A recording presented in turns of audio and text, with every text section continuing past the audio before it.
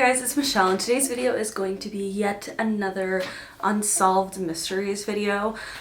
This video is going to be focused on the Monster of Florence, which is a very terrifying, horrific serial killer that existed in Italy and was active from 1968 to 1985. So his span of crimes, like I said, was over 17 years and mostly took place in Florence, Italy, and like the surrounding areas. First known victims were on the night of August 21st, 1968. Antonio Lo Bianco and his lover Barbara Locci were in a parked car, and Barbara's 6-year-old son was sleeping in the back seat of the car. The Monster of Florence approached the car and shot and killed both Barbara and Antonio. The 6-year-old son, named Natalino, woke up due to the gunshot sound in the back of the car. The monster grabbed the boy and put him on his shoulders and was singing him a song to like calm him down, which is so creepy, and basically just dropped him off at a neighbor's house, like a random stranger. After like the house occupants found Natalino, he told them that his father was homesick and his mother and his uncle were dead in the car. He later claimed that he like walked into the house alone.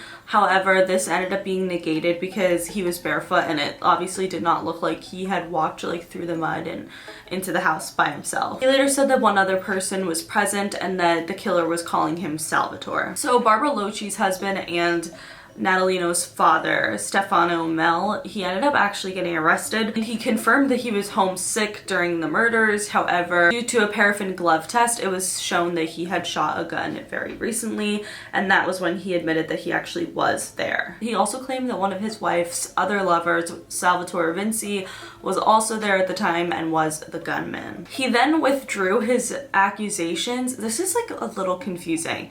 Essentially, like later on, it was said that Salvatore and Stefano were in like a relationship, and which is like obviously like this was 1968. Being gay was not as accepted, and it's like kind of confusing because they were all lovers, I guess, but like basically I guess Salvatore threatened Stefano if he were to tell them, like the police, that he was involved or that he was the gunman or whatever, that he would come clean about their like relationship together. So that is why people think that Stefano ended up retracting his statement and taking full responsibility for the murders of Antonio and Barbara. He also claimed that he threw the weapon in a ditch nearby, but that was never found. But regardless, Stefano Mel was found guilty and was sentenced to 14 years in jail. So a theory that happened later on was that Stefano was actually there at the crime, but he didn't actually kill anyone. The theory was that he shot the gun after Antonio and Barbara had already been murdered. The reason that this became a theory is because the killer continued on, even though Stefano was in jail. 6 years later, another couple named Pascal Gentilcore, Stefania Pettini, were found brutally murdered in their car. It was a similar circumstance. The couple had driven out into the woods for some privacy, and the monster ended up killing both of them. There's also a similar pattern throughout all of these cases, that the woman was removed from the car and like completely mutilated. It was such a like specific similar pattern that is how the police were able to start connecting the dots. Another 7 years went by and a third homicide occurred in June of 1981. Victims were Giovanni Foggi and Carmela Di Nuccio, and they were murdered under similar circumstances. Mario Spezzi, who was a crime journalist at the time, he was working at La Nazione. He started to recognize the similarities in the murders and claimed that this was the work of a serial killer, and he was the one who dubbed the name the Monster of Florence. A local man named Enzo Spalletti was arrested because he had talked to his wife about these cases before they were actually publicized. So as a result of this, he spent 3 months in a preventative prison. However, the Monster of Florence struck again. The victims were Stefano Baldi and Susanna Cambi, again a young couple in a car. 2 couples came forward who were around the area at the time and claimed that they saw a lone, slightly crazy looking man driving away from the scene in a red colored Alfa Romeo. These testimonies led to the like original and also most famous police sketch of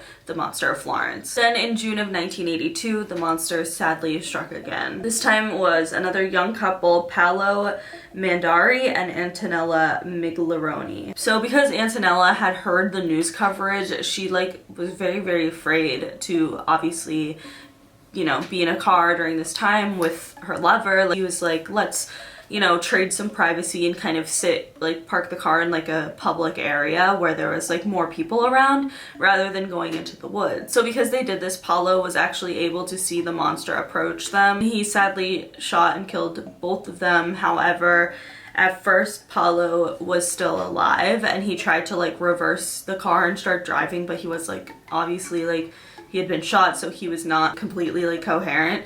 So he backed up his car into a ditch and it just kind of stayed there until a motorist drove by it who initially thought it was like a car accident. Paulo was like transferred to a hospital, but unfortunately he sadly later passed away in the hospital. On July 1st of 1982, just 12 days after the previous homicide, the police headquarters received a letter containing a yellowed 1968 newspaper clipping of the original murder of Barbara Locci and Antonio Lobianco. And over the article, someone wrote, "Take another look at this crime." And the police began comparing the 1968 murder to all of the other murders that had happened more recently, and this is what they found. The bullets found at all of the crime scenes had been fired by the same gun. Bullets came from the same box. The monster's gun had a defective firing pin that left behind distinctive and unique markings on each case. And this was when police realized that this was actually definitely a serial killer, which was definitely scary for all of Florence. So Stefano, who was arrested for the 1968 crime, was still in prison when the 1981 crime happened. He was still later found at a halfway house. Crime journalist Mario Spezzi wanted to interview him. Stefano Mel was like really weird and he wasn't really making a lot of sense, but he kept saying, quote, "They need to figure out where that pistol is. Otherwise there will be more murders. They will continue to kill." So Mel's statement right there ended up being evidence that the 1968 killing was a traditional Sardinian clan killing, which essentially it's planned beforehand and performed by a group of men unrelated to each other, rather than what the police had originally thought, a crime of passion, because, you know, they thought Stefano had found out that his wife was cheating on him and that's what happened.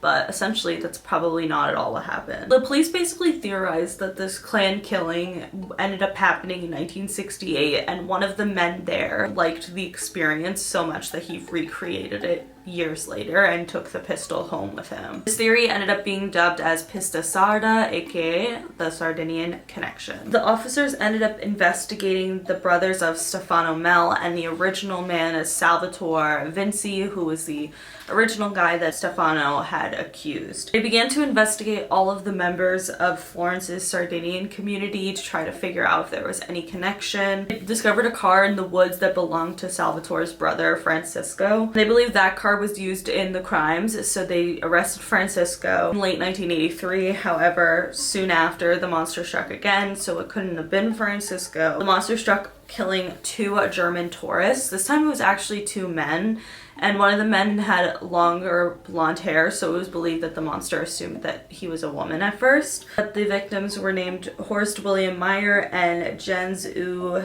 Roosh. Then in July of 1984, the monster killed the victims Claudio Stefanici and Pia Gilda Rotini. This time the monster used gloves again as he had always been, but he left a handprint on the top of the car and knee marks on the side of the car, so it kind of proved to them once that he was right-handed, which they had already suspected, and that he was over 1.80 meters of height. So this was when the Italian government decided to offer a $290,000 reward for any information leading to the catching of the murderer. This is like a lot of money actually, if you think about it, because that's a lot of money now, but like especially in the 1980s, I feel like that's a significant amount of money. The people of Florence were very, very scared. This was when the Italian government started to warn tourists to not go into the hills of Florence at night. It was just a very terrifying time for Italy. The last known crime of the monster was in September of 1985. The victims were a French tourist couple named Jean-Michel Clavici and Nadine Mario. This basically is an unsolved case, but I have like a few thoughts on like what I think actually happened. First of all, the main suspects were obviously Stefano Mel and kind of anyone connected to him, which was like Salvatore Vinci and all of Salvatore's family. Lots of just like different family connections. I do think that the Sardinian clan makes sense. However, I also think it's a possibility that like because obviously the police believe that one man like took the gun from the original like 1968 killing, and that was supposed to be like the end of it. But like they took the gun, continued on, and was the actual Monster of Florence. Just one person. However, I kind of think it could have been multiple people. Like all of the people who were arrested could have been involved in some way. Like for example, the Enzo Spalletti guy, who was arrested because he had told his wife about these killings before they were publicized, but then like while he was in jail there were more crimes. I just think it's a possibility that like he knew something, or they were like in some sort of, you know, clan together where they were killing people. I don't know. I think it's like multiple people is how I saw this case. But it's so terrifying and just so sad either way, and I just can't imagine what that would have been like in the, you know, 1980s to be like in Florence at that time, or even just in Italy in general. Would be really, really scary. However, I do think that like more people definitely knew who it was, or if there were multiple people, I do think that all of the people that like were suspects were pretty much involved to a degree.